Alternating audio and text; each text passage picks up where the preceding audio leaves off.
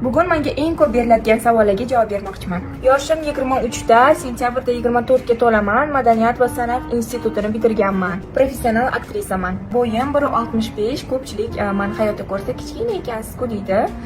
O'z rasmida shunaqa balandroq ko'rinadi.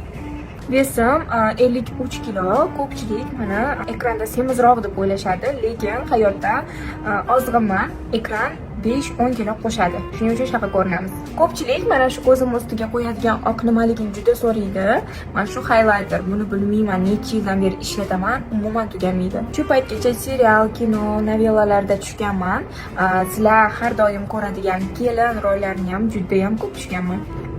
Juda ham ko'pchilik qizlar menga tirnoq haqida ko'p gapirishadi, lekin men ancha yillardan beri tirnoq umuman qo'ydirmayman.